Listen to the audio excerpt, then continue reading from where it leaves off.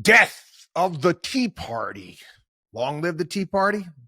Can the Tea Party come back? Anyway, several stories, columns out in regards to the Tea Party movement and how it is now dead. And they're basically equating it to Freedom Works, which was in essence, the Tea Party PAC that raised money for an extended period of time for candidates, and the fact that they're just shutting down at this point in time. Now, first and foremost, I used to be pretty heavily involved with the Tea Party when it initially started, well, way back, and this is going back to 2009. And if you recall, kind of got started, the spark that got the whole thing going with Obama as president of the United States, and him, proposing all sorts of handouts and giveaways and whatnot, was a Rick Santelli rant, an epic Rick Santelli rant on CNBC, and going off, and it's going to be great. I'm paraphrasing. We're going to start paying for everybody's mortgages, and we're going to have to do this, and we're going to have to do that. So it kind of got started, and started with various different events around the country. And I was at an event. I spoke at one of the original Tea Party events back in April, actually tax day, April 15th in 2009. There was thousands of people. It was in Southwest Florida. And of course, you had the mainstream media at the time attacking the Tea Party in any way, shape, manner, or form that they could. Not trying to discuss what they were trying to get across, our ideals, our policies. We're basically trying to frame it as a racist endeavor. I did a piece on it actually in May of 2009. And the title of the piece, and all my columns are on my website, they're archived there. Title of my piece was, "You Might Be a Redneck If." I'm going to read a little bit from it. I'm used to taking irrational and mean-spirited barbs from crooked stockbrokers and other thieves that happen to find their way to my crosshairs. However, the poison-tipped arrows at everyone and anyone who was involved with the April 15th Tea Parties, remember tea, taxed enough already, have taken basically borderline insane. Quick example of the unhinged would be the conduct and coverage of my friends in the mainstream media. Media elites, as we mere peasants should know already, are always morally superior. Their opinions, policy preferences are beyond reproach. They are without question virtuous beyond debate. Therefore, this entitles them to be hateful to anyone who differs with their holier-than-thou views. Again, this is 2009. Nothing has really changed. One example is the appearance of the actress activist at the time, and she kind of fell off the planet, Janine Garofalo. She was on MSNBC on Keith Olbermann's program. And Keith Olbermann was one of the he's one of the nastiest human beings I think I've ever encountered in the mainstream media.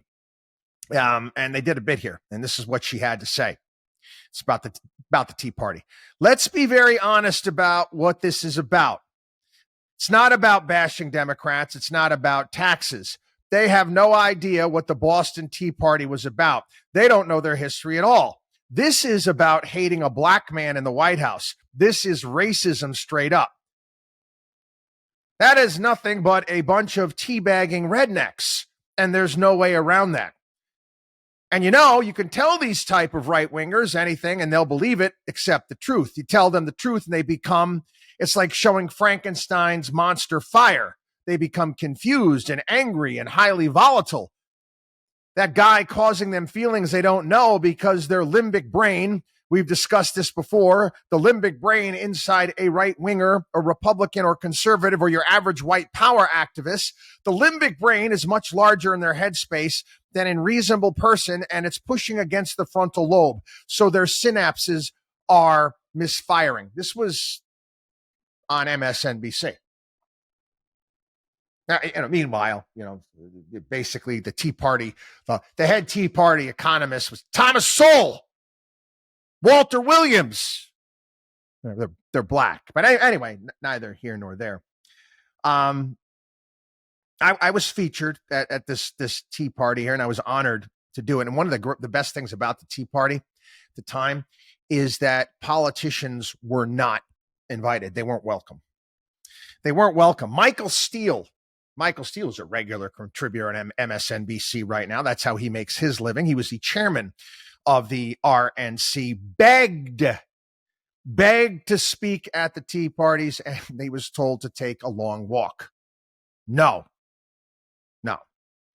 And I stated at that event, my speech, which is still up on my YouTube page somewhere, that I wasn't angry. I wasn't angry with Democrats. At least they were honest. They do and are doing what they said they would.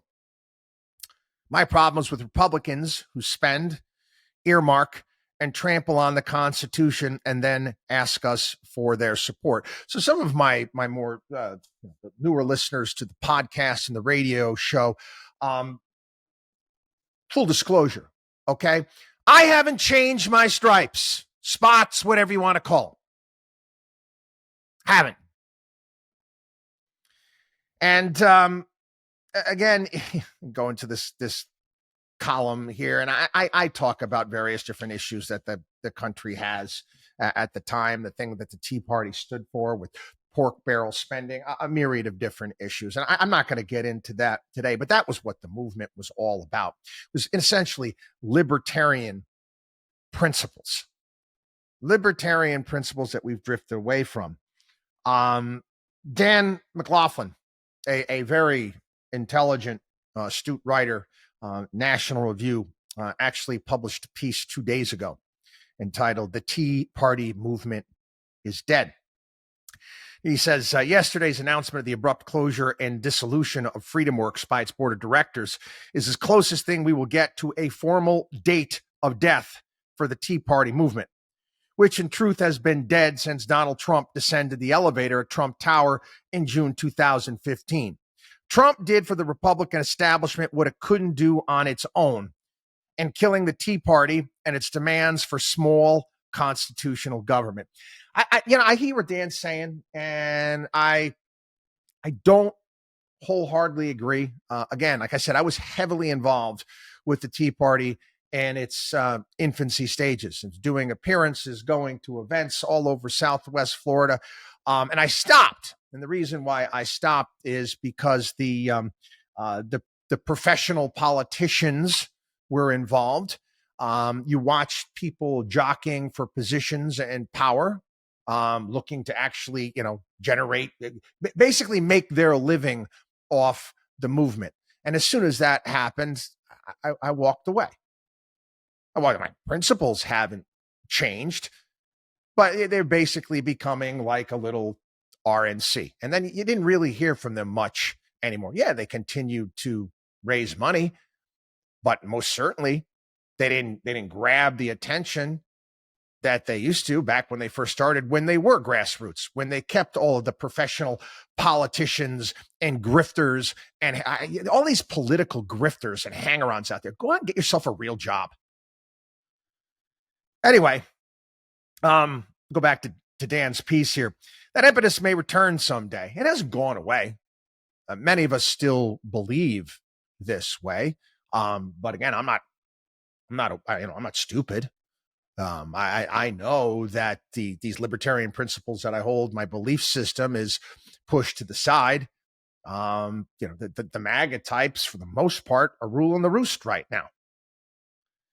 He said the impetus may return someday, as it has in the past. Nobody during the first 7 years of George W. Bush's presidency was seriously predicting a mass movement against compassionate conservatism, Wall Street and corporate bailouts, socialized medicine, and the growth of the security state, any more than anybody in 1955 and talks about Goldwater conservatism. But anyway, FreedomWorks was one of the most prominent.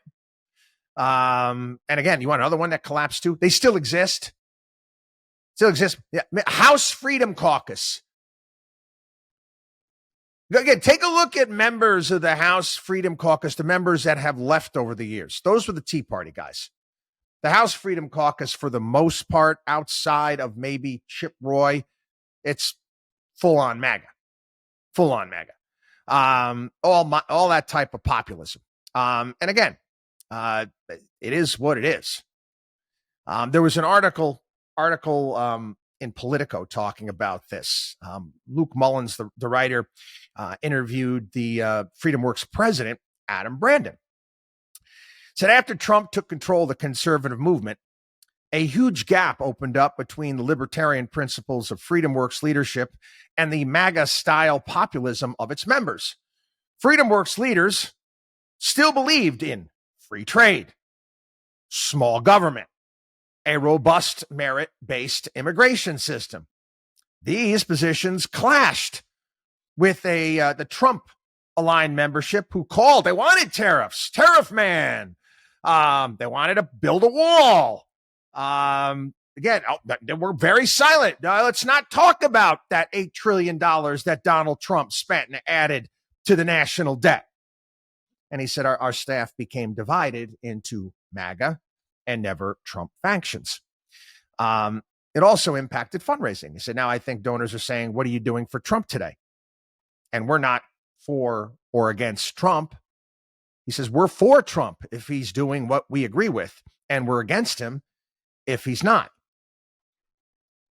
Again, they shut it down. Dan had also had a piece out. This was back a couple of years ago, and kind of talks about, what's happened. What's happened as far as politics are concerned, and how races are run, and how actually the 2012 race between Mitt Romney and Barack Obama, and how consequential it was. And actually, they call it it was Obama's advisor. What was his name there? I got it here. Oh, David Fluff used this term. It's called stray voltage. Stray voltage is a polarization strategy that Donald Trump uses. Obama started it, but Donald Trump uses it. If you remember, okay, that's how Obama used it. Because again, you go back, you think about Obama's reelection there, and these statistics are fascinating. It really is. With the exception of James Madison in 1812, Obama was the only president to win a second term with fewer popular votes and fewer electoral votes than the first time.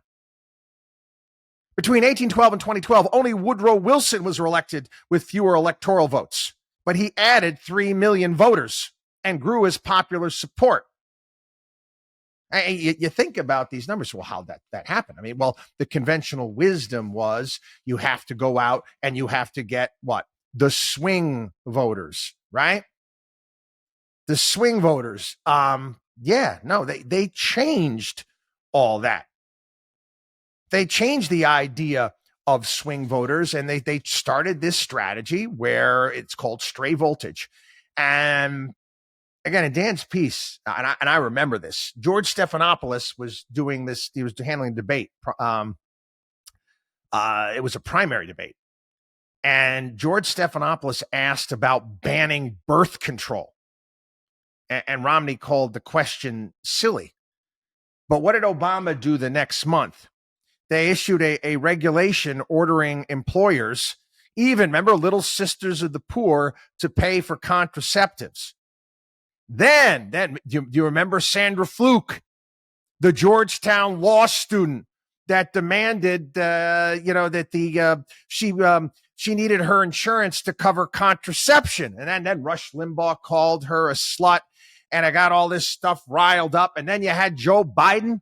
Joe Biden was in Virginia, and again, this was part of the Trayvon Martin thing. Was telling a black crowd in Virginia that Romney and Paul Ryan were going to put them back. We're going to put you guys back in chains. And basically putting out these various different issues just because they got the people going. They caused controversy. Which again brings me back to my position is where we're at today in this country. It's not about the swing voters. It's not how they run campaigns. It's about the dumb voters. It's about increasing your base by bringing as many people, you want to call them dumb, ignorant, stupid. It doesn't make any difference. I know that they're not very nice terms, but if you've got a better idea, uninformed, I don't know, misinformed voters to your side. And how do you go about doing that? You get them riled up. You get them riled up. Anyway, neither here nor there. And again, because I get into these back and forth sometimes with listeners here at the program that, constantly push me. You got to vote for Trump, MAGA. No, I'm not. Okay. Never will be. Again, I got to go and I got to vote. And like I said before, it's like the South Park episode going back to 2004, which I've discussed here on the program in the past, where they're basically having a race at an elementary school for the school mascot. And they're basically making fun of the 2004 race between George W. Bush and John Kerry in this episode. The guys from South Park are brilliant. And they make it between a giant douche and a shit sandwich. Do I think, our choices are limited this time? Yeah, absolutely.